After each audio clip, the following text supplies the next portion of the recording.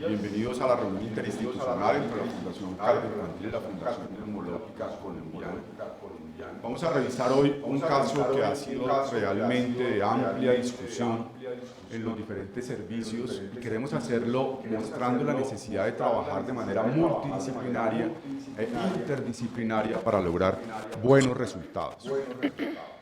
Vamos a hacer una comparación de lo que está pasando en el mundo con los pacientes, especialmente con los niños que tienen fibrosis quística, y cómo las listas de espera en la mayor parte de los países tienen un gran número de pacientes con esta patología.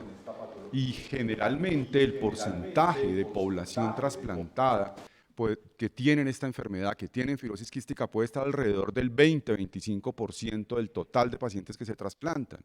En nuestro país no pasa eso porque la cultura del trasplante aún no ha llegado a los diferentes profesionales que manejan este grupo de pacientes, y desafortunadamente cuando los pacientes llegan a los programas de trasplante pulmonar, pues llegan en condiciones tardías. Vamos entonces a empezar hoy con la doctora Tatiana Portela, que es neumóloga pediatra del programa de fibrosis quística de las dos instituciones. Posteriormente estará la doctora María Isabel Escamilla, que es pediatra y residente de segunda especialidad en neumología pediátrica. Posteriormente la doctora Marta Álvarez, que es la infectóloga pediatra de la institución.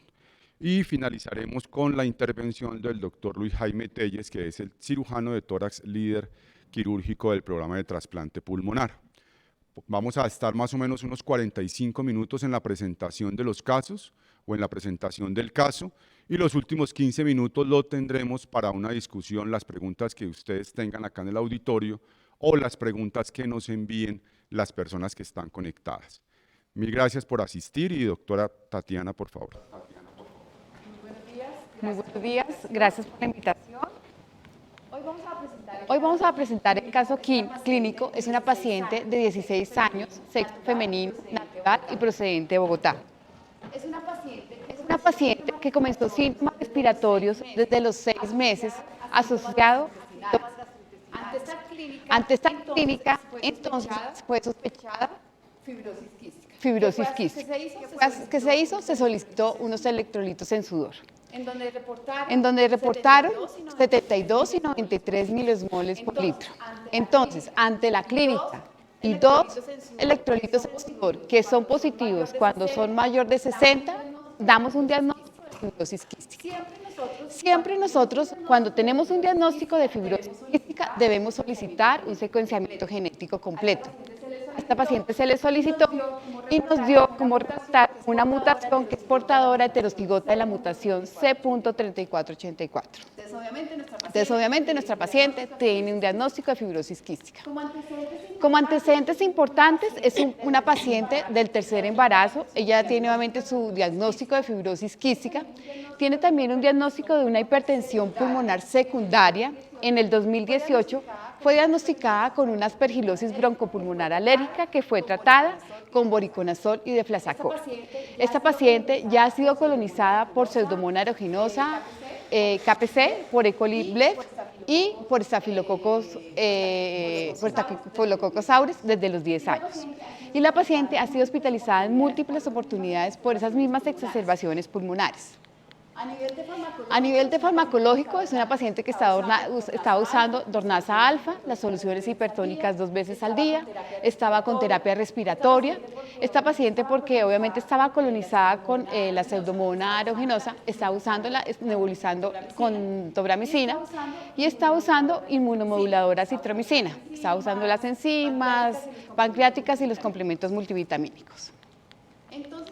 Entonces, a nosotros nos llegó a la institución en el 2019, ya era una paciente que tenía un compromiso pulmonar importante. Se le tomó una espirometría en el 2019 que nos vemos una componente, una alteración obstructiva muy severa, con un volumen expiratorio que vemos en 21%. Obviamente esta paciente ya tiene un compromiso pulmonar importante. En el 2001 fue solicitada otra espirometría en donde vemos que tiene un volumen expiratorio forzado de 16. Obviamente ya esta paciente vemos que hay una caída importante del volumen expiratorio forzado en el primer minuto y obviamente un compromiso pulmonar importante. Esta es la radiografía de la última hospitalización que tiene la paciente, que fue en julio del año pasado, en donde vemos que obviamente tiene su diagnóstico de fibrosis quística, tiene su compromiso pulmonar importante basado en las espirometrías, y en la parte pulmonar, pues obviamente vemos un compromiso también importante, especialmente el campo pulmonar derecho. Entonces, obviamente con todas estas características que les estaba diciendo anteriormente, es una paciente que ya tiene una indicación para trasplante pulmonar. Pero, ¿cuáles son las patologías por las cuales nosotros debemos pensar en esos pacientes que tienen necesidad de trasplante pulmonar? Por lo menos en pediatría, nosotros tenemos en primera parte, la primera patología es fibrosis quística, y la segunda es hipertensión arterial pulmonar idiopática. Entonces, ¿cuándo nosotros debemos remitir a esos pacientes al grupo de trasplante pulmonar? Entonces, cuando tenemos un paciente con fibrosis quística y que vemos que tiene un volumen expiratorio forzado menor de 40%. Hay que evaluar también estos pacientes que tienen un compromiso pulmonar avanzado y que vemos una caída importante en esas pruebas de función pulmonar. Tenemos que hacerle seguimiento con exámenes como caminata de 6 minutos, unos gases arteriales y un ecocardiograma. ¿Por qué? Porque obviamente hay que tener en cuenta que estos pacientes pueden tener peor pronóstico cuando hacemos un trasplante pulmonar si estos pacientes tienen una hipertensión pulmonar, tienen una hipercapnia o tienen una alteración en la caminata de 6 minutos que la tomamos con valores menores de 400 metros. Obviamente pueden tener peor pronóstico cuando son pacientes que han requerido unidad de cuidados intensivos y que vemos obviamente que estos pacientes tienen obviamente más requerimientos a nivel de oxígeno.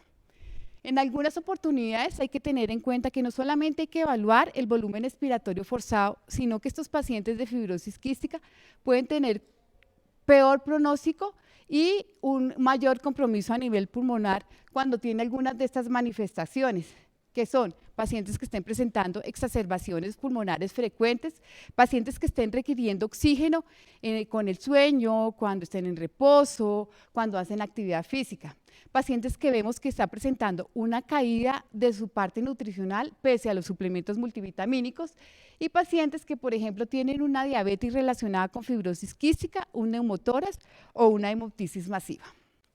Entonces, vamos a hacer un ejercicio.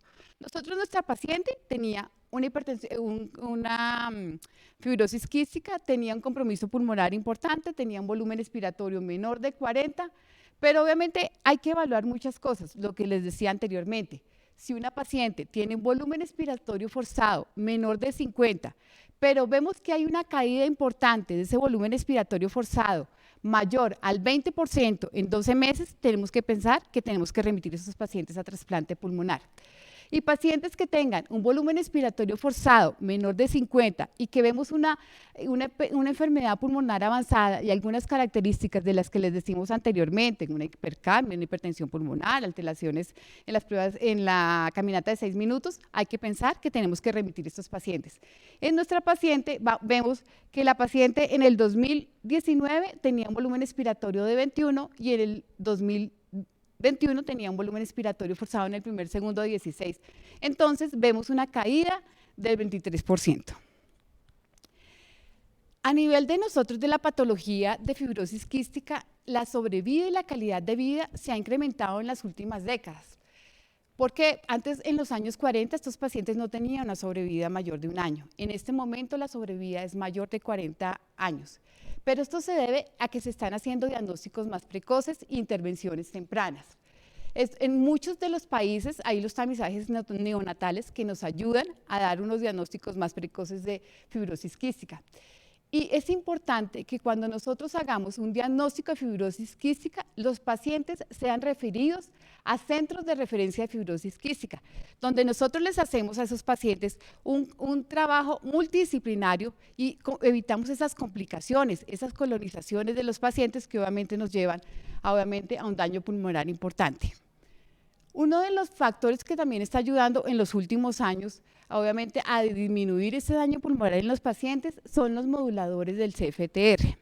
Estos medicamentos, especialmente los de los últimos años, que son los triconjugados, se ve que mejora la calidad de vida, disminuye las exacerbaciones y mejora el volumen expiratorio forzado hasta en un 12% de los pacientes. Hay algunos estudios que reportan que han logrado salir los pacientes de la lista de trasplante.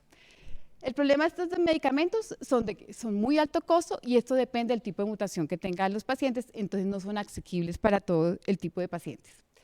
Entonces, es importante que nosotros hagamos los diagnósticos precoces, las intervenciones y que sean referidos a centros de referencia de fibrosis quística para evitar esas complicaciones. Pero en el momento que nosotros veamos que el paciente tenga una enfermedad pulmonar avanzada, hay que remitirlos al grupo de trasplante en una forma temprana. ¿Por qué? Porque durante esta transición debemos que modificar, hay muchas barreras que se pueden modificar, como por ejemplo, pacientes que tienen alguna comorbilidad, alguna comorbilidad médica, hay que tratarles.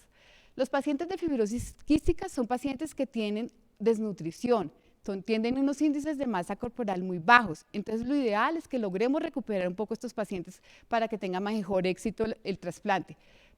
Estos pacientes, algunos tienen una diabetes relacionada con fibrosis quística y la parte de actividad física, en estos pacientes hay muy mal acondicionamiento físico por su compromiso pulmonar, entonces los pacientes tienen un desacondicionamiento físico, es importante que los remitamos a la rehabilitación pulmonar anteriormente. A nivel de la parte de adherencia, es súper importante evaluar esta parte. ¿Por qué? Porque especialmente en los adolescentes son muy mal adherentes. Entonces es importante ver qué tan adherentes son para obviamente que después del trasplante, obviamente el uso de los medicamentos crónicos. Y hay factores psicosociales que también podemos modificar. Entonces es importante que tengamos en cuenta varios puntos claves que quiero que ustedes se lleven para la casa. Uno, que tratemos de hacer diagnósticos precoces de fibrosis quística e intervenciones. Con esto evitamos complicaciones, con esto evitamos esos daños pulmonares, tratamos las exacerbaciones y evitamos la colonización, que sabemos que es uno de los factores que nos empeora la parte pulmonar. Otro, remitamos los pacientes a centros de referencia de fibrosis quística para ese manejo integral de los pacientes. Cuando nosotros veamos que el paciente tenga una patología ya pulmonar avanzada, remitámoslas en forma temprana al grupo de trasplante pulmonar. Y es importante trabajar en equipo entre el grupo de fibrosis quística y el grupo de trasplante pulmonar, porque tiene que ser un grupo integral para ver las remisiones, la evaluación y el seguimiento de estos pacientes post-trasplante. Muchas gracias. Gracias.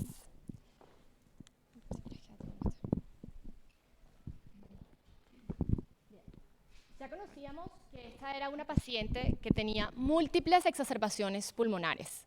En esta ocasión, la paciente consulta al servicio de urgencias con un cuadro típico clínico y característico de una nueva exacerbación pulmonar.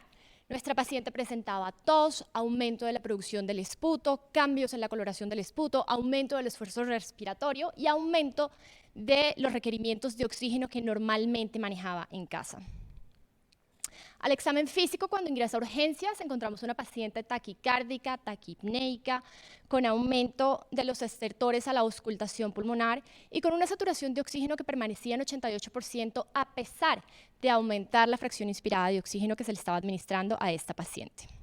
Por lo que con estas impresiones diagnósticas se plantea el abordaje de manejo. Vale la pena aquí recalcar que esta paciente también tenía un diagnóstico de una desnutrición proteico-calórica y que en su momento fue considerado como una limitación para incluir a esta paciente en lista de espera a trasplante. En cuanto a los laboratorios que se toman, vale la pena recalcar unos reactantes de fase aguda elevados, unos gases arteriales con un trastorno muy importante de la oxigenación, sin compromiso en la función renal o hepática y teniendo en cuenta la situación epidemiológica que se vivía en ese momento, una prueba de COVID que era negativa. Se inicia entonces el abordaje de manejo, se continúa con el manejo ambulatorio que traía esta paciente para su fibrosis quística y se inicia manejo antibiótico con piperacilina, tazobactam y amikacina. Teniendo en cuenta que esta era una paciente conocida, donde sabíamos que tenía una colonización por una pseudomona. Sin embargo, esto va a ser muy importante y creo que lo vamos a discutir con la doctora Marta Álvarez, porque este era un microorganismo KPC. Esta es la radiografía de tórax. Aquí vemos un importante compromiso alveolar, una atelectasia que compromete todo el hemitórax derecho, con una hiperinsuflación contralateral del lado izquierdo. Estas imágenes ya las conocíamos de años anteriores y esto mismo lo corroboramos con un TAC de tórax que se toma durante esta hospitalización, donde vemos esta atelectasia, una importante destrucción del parénquima pulmonar derecho, con bronquiectasias de forma bilateral y zonas de vidrio esmerilado en el lado izquierdo. Aquí quizá ya vemos cómo todos los abordajes médicos y de tratamiento que podamos hacer pues van a estar muy limitados en cuanto a la respuesta que pueda tener esta paciente. Vamos a ver algo aquí de la evolución. Se inicia el manejo antibiótico, sin embargo, la respuesta clínica de la paciente no es la mejor. Evoluciona hacia el deterioro. Se indica una fibrobroncoscopia para esta paciente y durante el procedimiento presenta desaturación, bradicardia, signos de insuficiencia respiratoria aguda y amerita intubación orotraqueal y traslado a la UCI pediátrica. Durante su estancia en UCI, esta paciente, a pesar de estar con soporte de ventilación mecánica, evoluciona con una hipoxemia e hipercapnia refractaria, por lo que ante la severidad de este cuadro se considera que la paciente amerita traslado a la UCI médica para inicio de ECMO veno-venoso. Continuamos viendo nuestra evolución. Al ingreso a la unidad de cuidado intensivo médico, la paciente continúa con el mismo manejo antibiótico. Se inicia la terapia ECMO, y paralelamente se inician los estudios pretrasplante, porque como ya nos contaba la doctora Portela, esta era una paciente que tenía plenamente la indicación. A los 4 o 5 días, la paciente mejora su evolución, logra modular su respuesta inflamatoria, logra mayor estabilidad clínica y se logra el retiro del ECMO. Se consideró entonces, ya con los estudios pretrasplantes completos, que la paciente tenía indicación de ser llevada a trasplante pulmonar. Hasta este momento, entonces, ¿qué teníamos? Una paciente que efectivamente tenía historia de infecciones múltiples, pero que en este momento tenía una infección que ya se encontraba controlada. Y a pesar de eso, persistía con un trastorno muy importante de la oxigenación, pero más importante de la ventilación, llegando a tener CO2 de hasta 150. En este momento se considera que, teniendo en cuenta que se trataba de una paciente que ya se conocía, que tenía estudios pretrasplantes completos, y que ya se había considerado para lista, pues era una paciente que podría ser candidata para recanular, iniciar nuevamente el ECMO y utilizar esta terapia como una terapia puente para trasplante. Considerando que en estos momentos el deterioro de esta paciente era por su patología de base y no un deterioro clínico de origen infeccioso. Es muy importante tener en cuenta en estos pacientes que el manejo debe ser multidisciplinario, por el servicio de nutrición, la educación en el paciente, en la familia, evitar las infecciones en lo máximo posible, especialmente en estos momentos donde una infección podría contraindicar de forma absoluta el trasplante.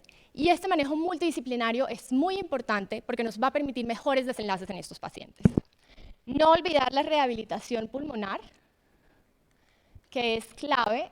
Aquí no sé cómo poner este video, que es clave en estos pacientes. Aquí podemos ver una de las intervenciones que se realiza en la unidad de cuidado intensivo, donde vemos a la paciente canulada, pero a pesar de esto se mantiene activa, logrando así que el deterioro muscular sea menor y procurando que cuando la paciente sea trasplantada se logre un retiro de la ventilación mucho más rápido.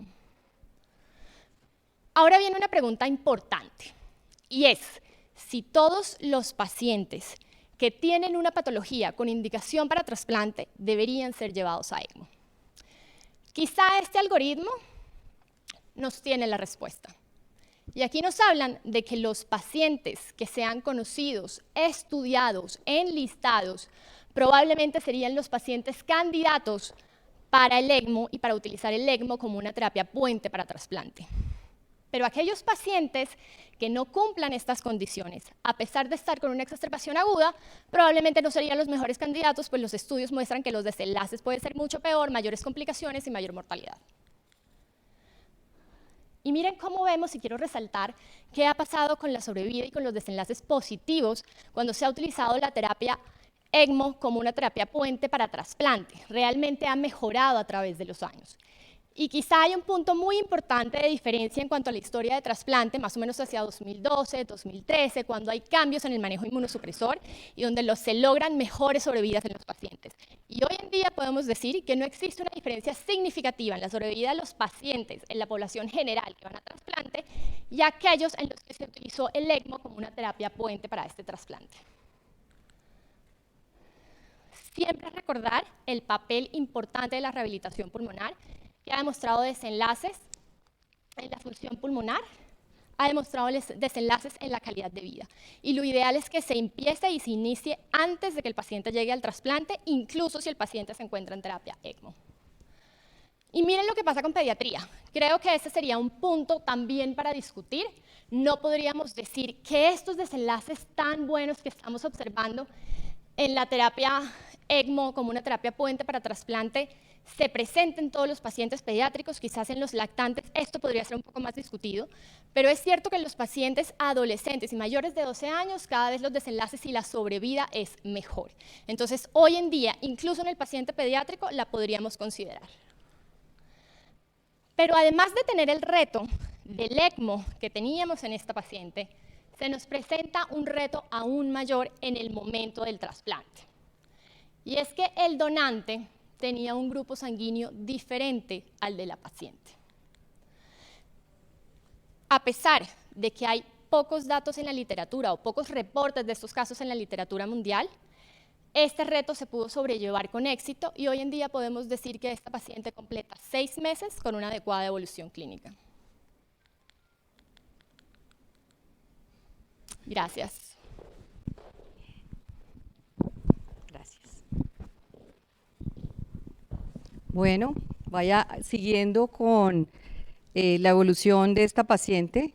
Voy a tratar de resumirles cómo fue el proceso de evolución de su, proceso infeccioso.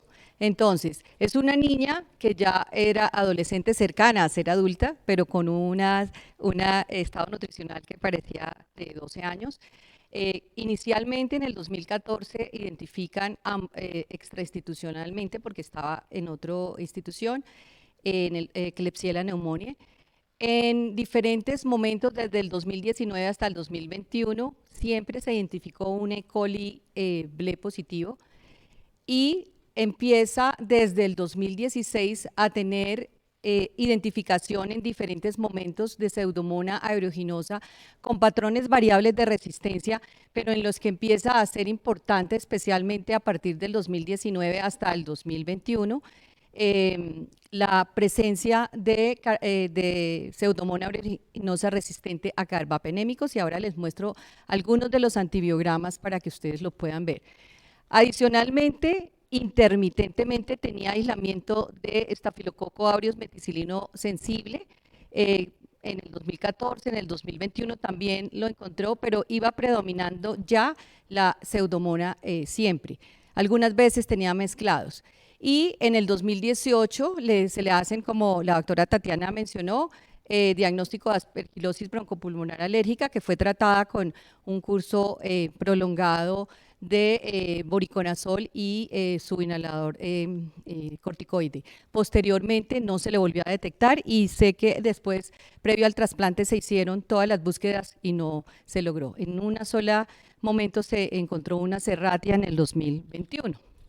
Aquí es para mostrar cómo, estos todos del 2021, realmente todos relacionados con la última hospitalización, y cómo ustedes ven que las diferentes cepas de Pseudomonas empezaron a mostrar resistencia a algunos. Por ejemplo, aquí todavía tenía intermedio a meropenem, pero en otras ya empezó a tener resistencia a meropenem e imipenem.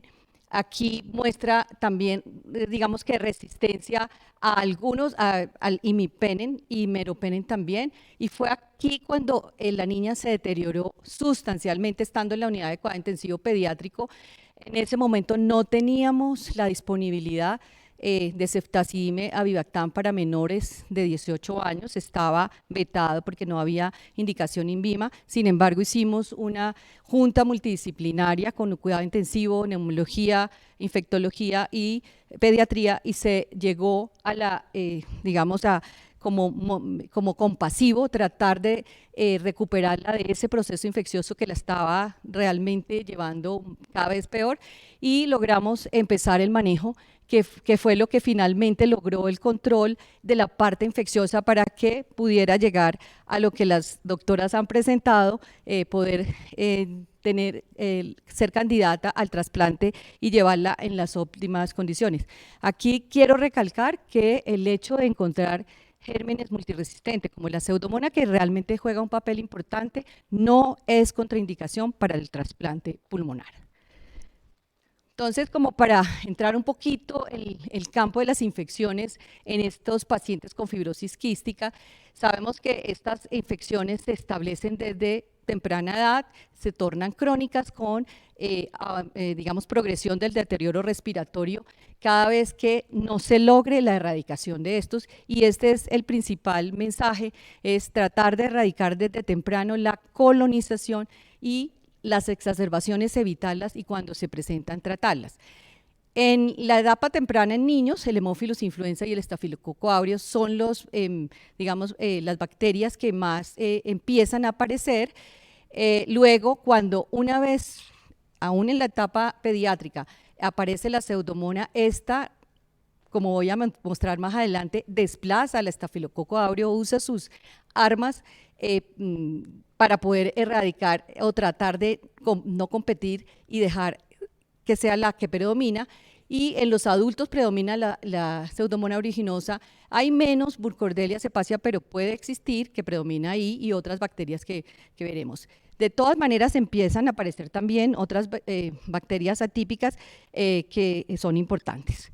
Esto es para mencionar básicamente que estos pacientes pues tienen un compromiso a nivel también del tracto gastrointestinal, donde también hay pues es el principal órgano de microbiota, y la alteración a este nivel puede hacer que también se facilite esta hiperpoblación de esa microbiota, y con la alteración de pronto en algunos momentos del uso de antimicrobianos que son necesarios, puede haber también como regurgitación y reflujo gastroesofágico con bilis y llevar algunas de estas bacterias ahí. Lo más importante es que todos estos microorganismos, siendo la pseudomonas como el marcador más importante de estas infecciones, el Haemophilus influenza en los niños, el Staphylococcus aureus, la Burkholderia, la Stenotrophomonas maltophilia, hacen una serie de procesos como aumento del catabolismo de los aminoácidos, la biosíntesis de los folatos, hasta llegar a aumentar cada vez más la inflamación y llevar a todos los cambios estructurales y fisiológicos que posteriormente se presentan. Aquí quiero ilustrar cómo es la historia natural de la colonización de estos pacientes. Tenemos acá a menor edad, menores de 2 años, lo que empieza a predominar, ustedes ven aquí el Staphylococcus aureus adelante, es el que comienza, y puede un 50 y aún llegar a un 70% hacia los 6 y 10 años estar el Staphylococcus aureus, pero va disminuyendo a medida que pasa el tiempo. No sucede esto con la Pseudomonas aeruginosa, que inicialmente puede no llegar sino al 15%, pero a medida que pasa el tiempo y cuando llega la adolescencia se establece, y es un problema que empieza a ser importante en los adultos cuando pues hemos visto que la sobrevida cada vez es mayor. El Staphylococcus aureus meticilino resistente solo representa en niños más o menos el 10% de estos pacientes, del 10% de los estafilococos resistentes, y empieza un poquito más alto en los adultos, pero luego disminuye. Siguen siendo la pseudomonas el más importante.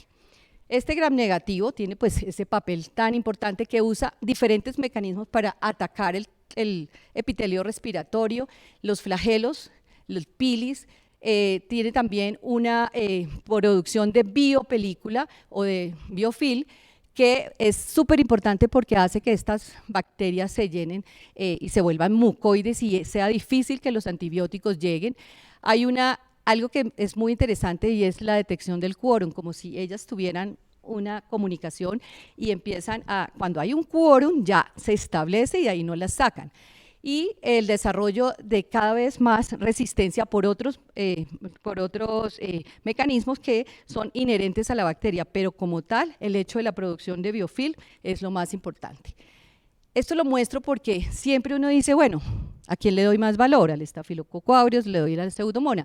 Resulta que la Pseudomonas es muy hábil, ella se establece y cuando se establece saca el estafilococo y usa una cantidad de mecanismos para disminuir la producción, digamos que alterar la cápsula del estafilococo, hacer que no produzca biofilm porque ella es la que lo va a producir y empezar a alterarle toda su posibilidad de desarrollo y se establece utilizando los lipopolisacáridos, utilizando el alginato que hace que el estafilococo esté ahí pero no produzca tanto problema. Eso me parece súper interesante porque es por qué predomina y el papel es más importante.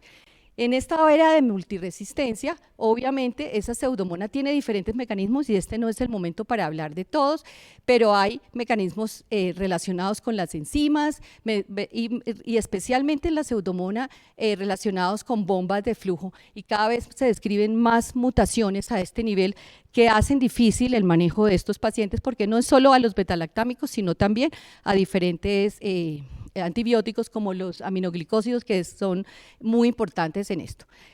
Como estamos en cuestión de tiempo, quería mostrarle y recomendarles este artículo que ya está para salir, sale preprinten aquí en abril, donde, por ejemplo, uno dice, ¿tengo que erradicar o no erradicar el Staphylococcus aureus meticilino resistente? Hay una controversia en eso, pero si el paciente va a ir a trasplante, debe ser realizado la erradicación.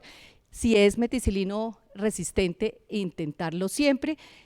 Aquí aparecen pues las opciones que son generalmente orales, como lo ven ustedes, rifampicina, trimethoprim sulfa, están las dosis de adultos y niños, la aminociclina, que es una tetraciclina que se usa, y la mupirocina no la usamos como lo usamos en los otros pacientes común y corriente, que son 5 días, sino es a 14 días la utilización, los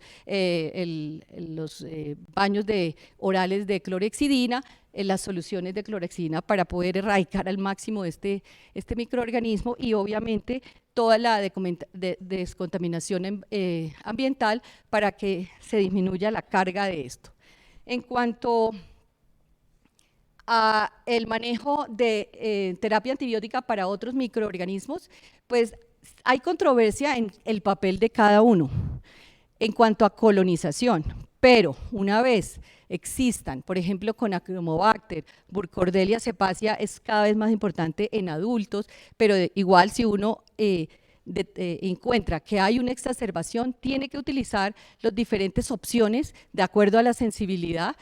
La Burkholderia gladioli es importante porque hace un proceso de necrosis importante en estos pacientes y se debe, digamos, siempre tratar. Y hay estas otras, bueno, la Stenotrophomonas maltophilia es una de las bacterias que uno siempre intenta y debe erradicar al máximo, pero en sus procesos de exacerbación. Diferente cuando ya uno tiene la Pseudomonas como tal, existen diferentes opciones de todos los betalactámicos antipseudomonales como el cefepime, la ceftazidima, la piperacilina tazobactam, los aminoglicósidos que en estas situaciones y recordar que todos estos antimicrobianos se usan a las máximas dosis y en niños las más altas dosis posibles, están acá las dosis, por el volumen de distribución alterado que tienen estos pacientes para poder encontrar, digamos, unos buenos niveles a su nivel, a donde deben actuar. Las fluoroquinolonas siguen siendo muy importantes para estos pacientes.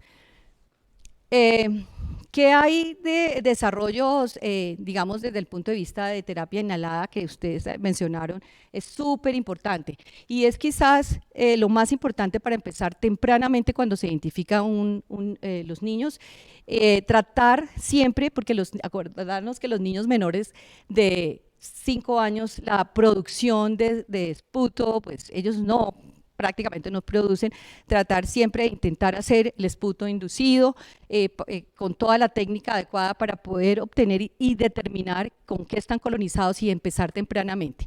Con tobramicina es lo que siempre, digamos, es como el estándar que ha estado con ciclos de mes, sí, mes no, pero intentando estar libre de esto.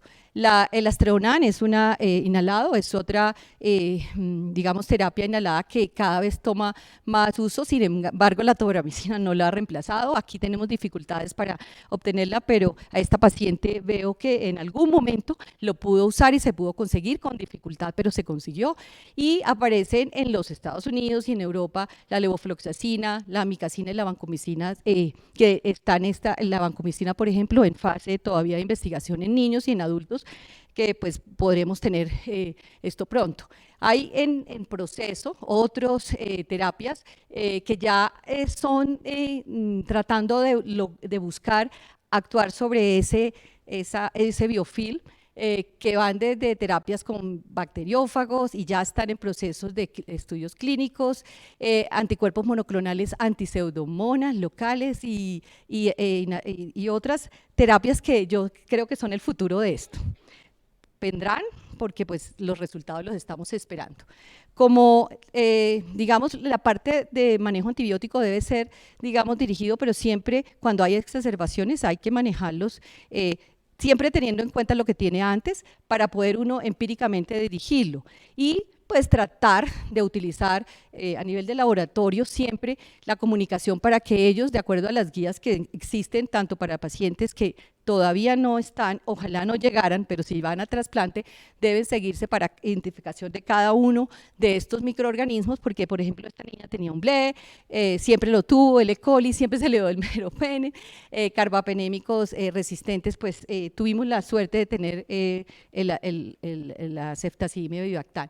Y acá los invito a revisar esta guía que es de la Sociedad Americana de Trasplante, en donde se muestran pues todas las recomendaciones respecto a los tratamientos preferidos para cada una de estas, digamos, si hay aislamiento de Pseudomonas multiresistente o panresistente, de Stenotrophomonas maltophilia, que realmente se deben tratar de utilizar al máximo para poder poner el paciente en el mejor momento para ir a trasplante.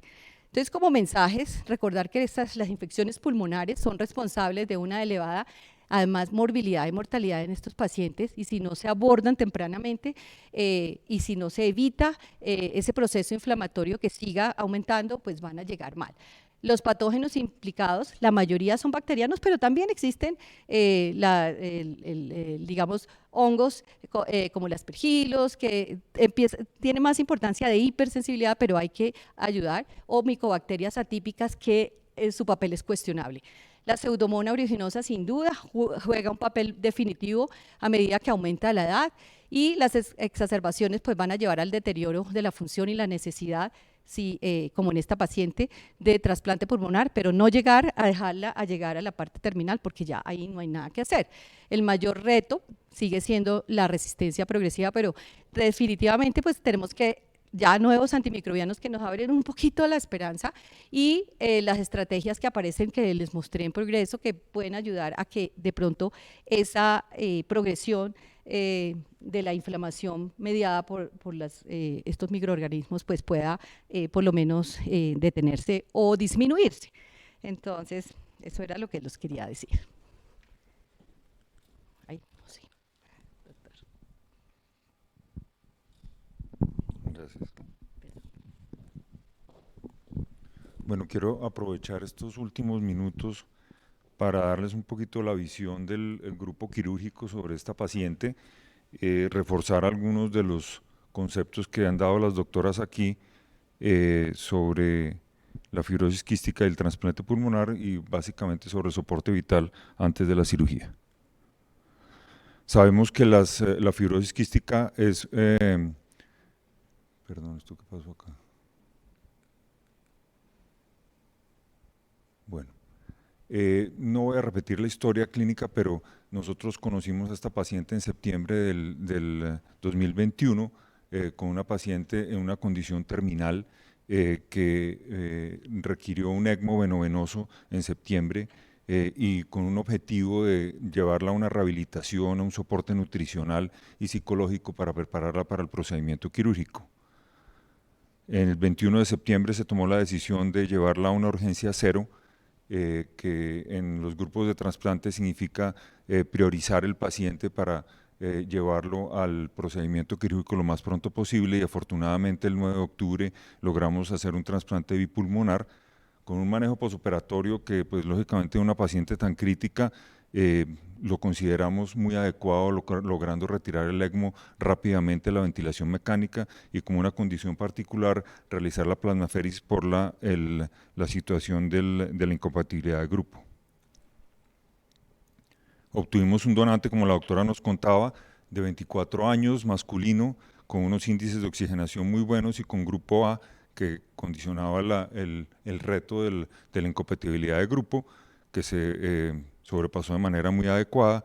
Obtuvimos un trasplante bipulmonar que duró 6 horas y 35 minutos, que es más o menos una hora más de lo que normalmente utilizamos para el procedimiento, y esto fue por el reto quirúrgico que tuvimos, que les voy a mostrar después. Adicionalmente, requiere un ECMO venoarterial durante el procedimiento para soporte hemodinámico y de la condición de oxigenación que tenía la paciente. Quiero puntualizar algunos conceptos de la fibrosis quística del trasplante. Como las doctoras mencionaban, esta es una patología con indicación de trasplante que en las últimas 2 décadas ha aumentado la edad de sobrevida.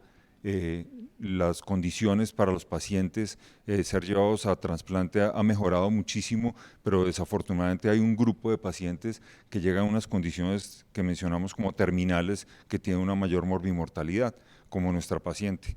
Ella nos genera un reto técnico que les voy a mostrar después, y quiero mencionar algo sobre las tecnologías de soporte para el manejo de estas condiciones críticas. Sabemos que la fibrosis quística es la tercera patología que más frecuentemente se trasplanta en el mundo.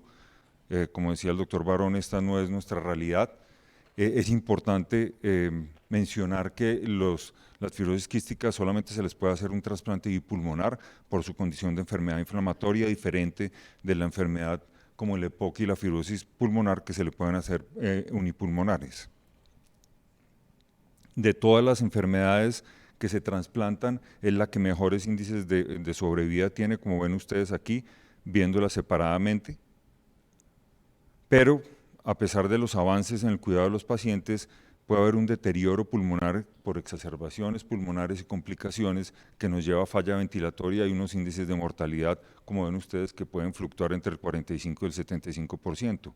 Esto depende mucho de la condición de la paciente o del paciente cuando llega a esta situación y de la causa que lo genera.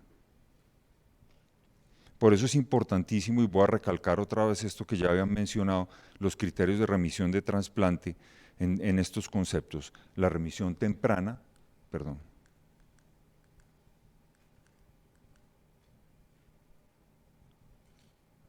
la remisión temprana, que es un concepto de buscar que el paciente entre en contacto con los grupos de trasplante antes de la necesidad del trasplante.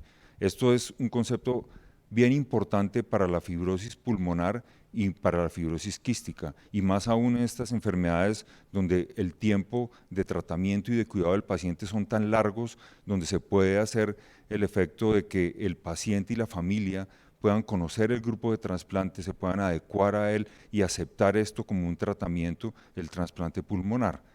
Lo mismo el tiempo de remisión es ya el concepto de que el paciente ya tiene indicaciones para enlistarse.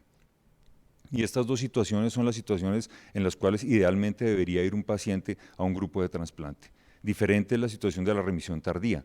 La remisión tardía significa que el paciente, cuando llega al grupo de trasplante, ya es un paciente que está en una mala condición para ser evaluado, e inclusive está en una situación como nuestra paciente de falla ventilatoria, y ahí evidentemente la sobrevida va a disminuir y la morbimortalidad también.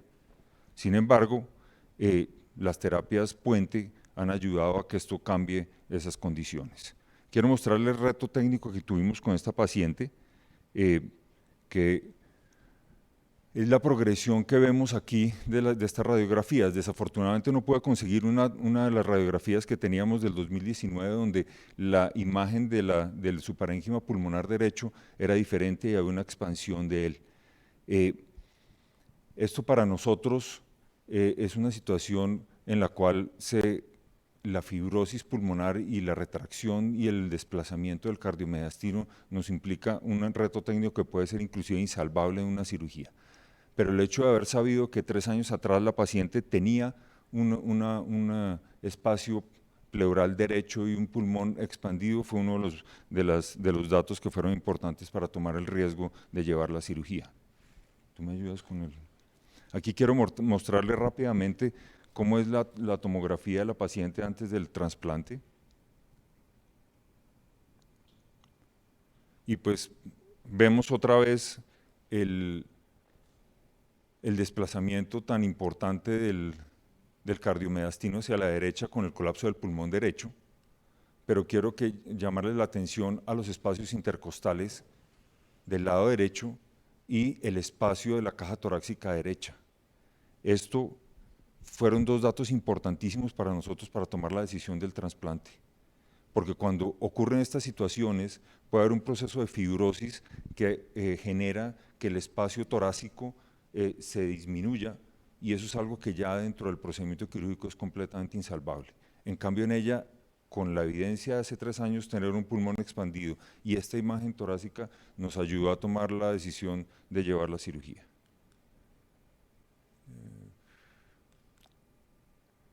Y afortunadamente no nos equivocamos. Esta es la radiografía del posoperatorio inmediato. Vean ustedes cómo está el espacio pleural derecho, completamente normal, y el cardiomediastino centrado. Otra vez está. Y esto es para mostrarles cómo es la tomografía de la paciente después del procedimiento quirúrgico.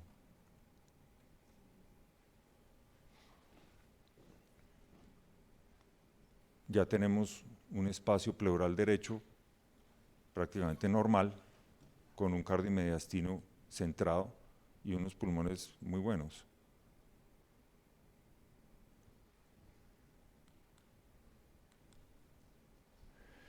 Finalmente quiero hablar un poco sobre el trasplante y el soporte vital. Esto es un concepto que más o menos cambió a partir del 2005, cuando en Norteamérica comenzaron a hablar del Lung Allocation Score, que es una clasificación para los pacientes que están en lista de trasplante con respecto a priorizar la condición clínica sobre el tiempo que están en la lista.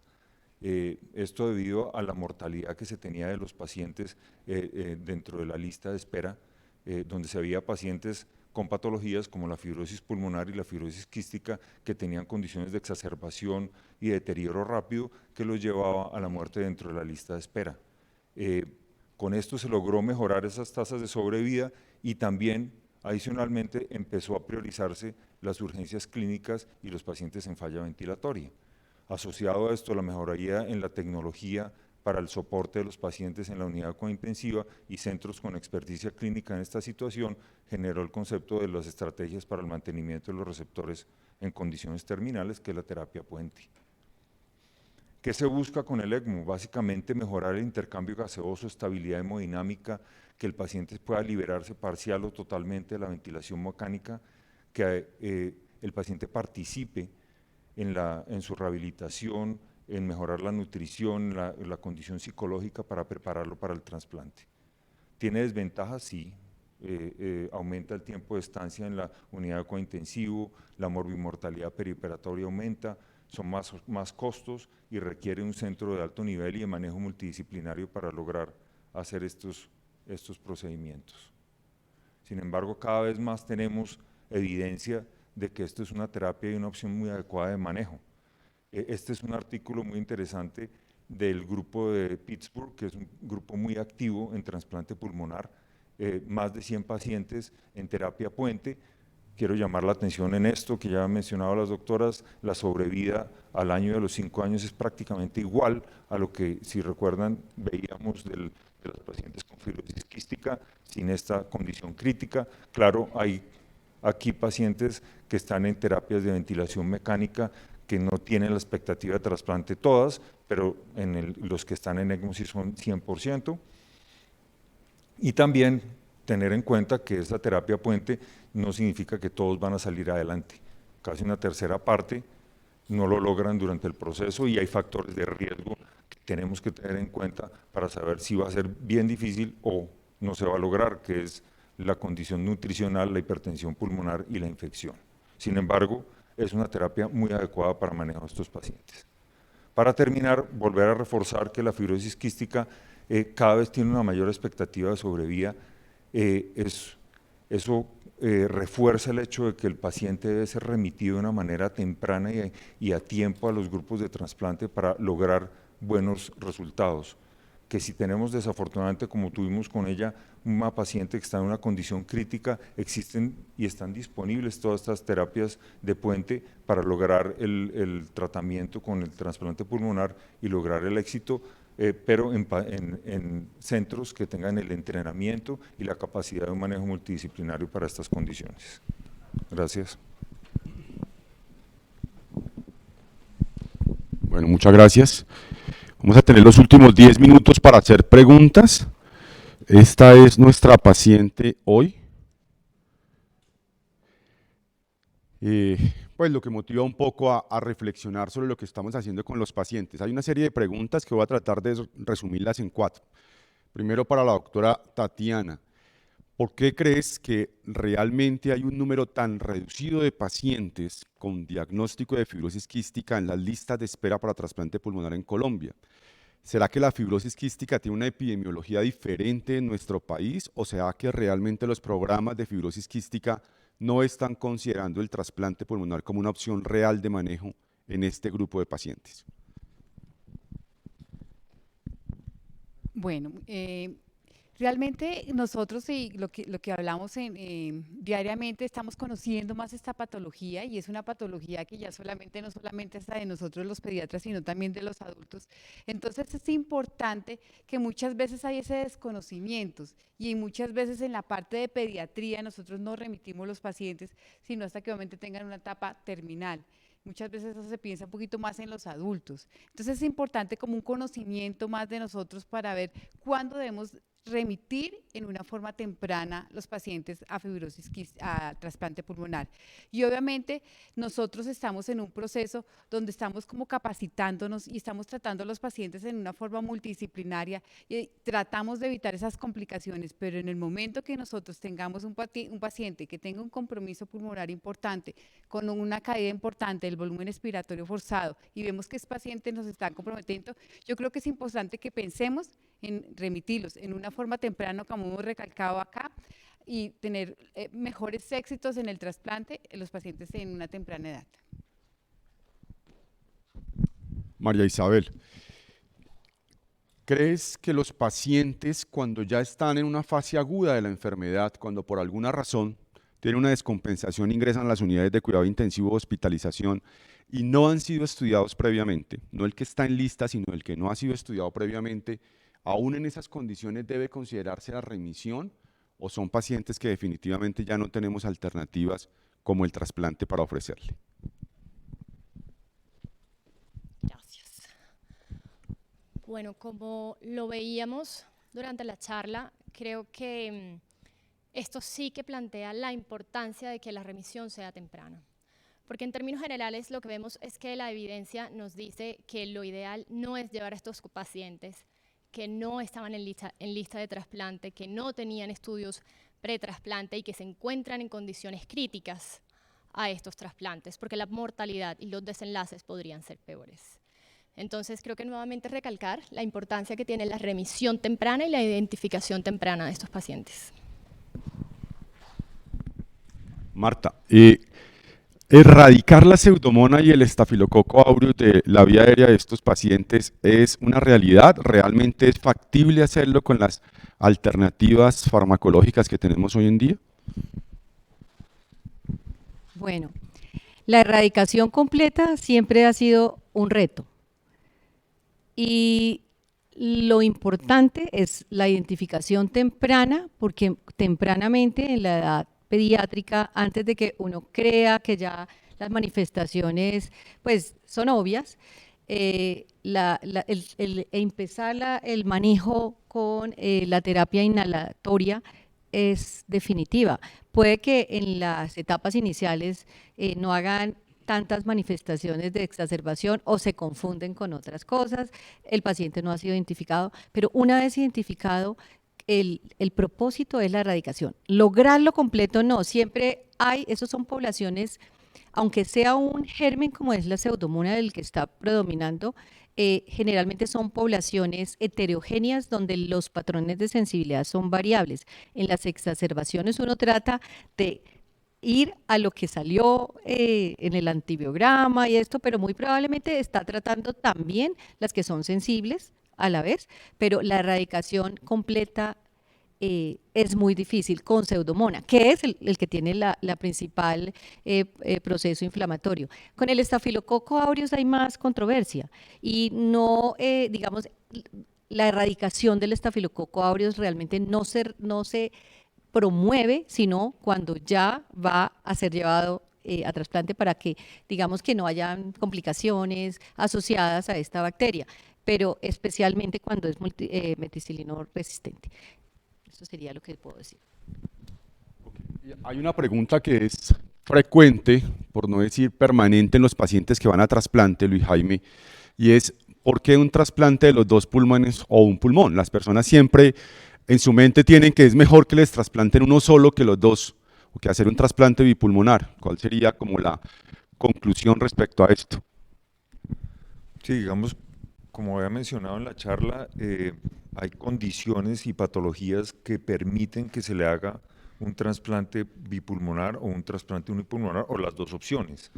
Específicamente en la fibrosis quística, por ser una enfermedad de tipo inflamatorio, el hacer por dar un ejemplo, el hacer un trasplante unipulmonar y dejar uno de los pulmones nativos, lo que va a condicionar es que ese pulmón nativo infecte el pulmón que vamos a trasplantar. Entonces, es una condición que no se puede realizar.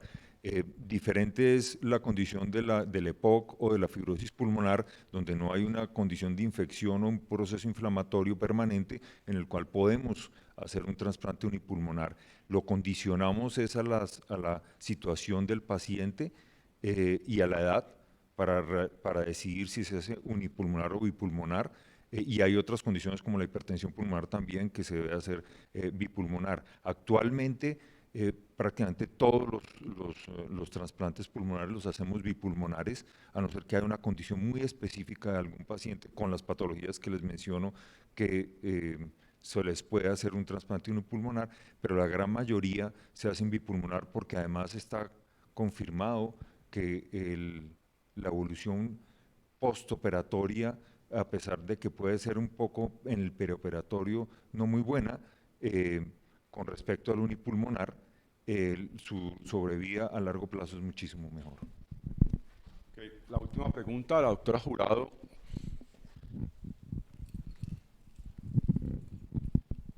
Gracias, buenos días y felicitaciones a todo el equipo institucional de trasplante pulmonar.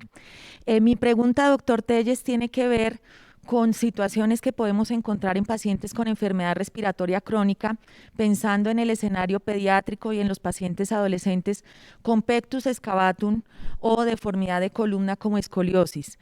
¿Cómo puede ser el abordaje de estos pacientes para que tengan la opción de trasplante pulmonar?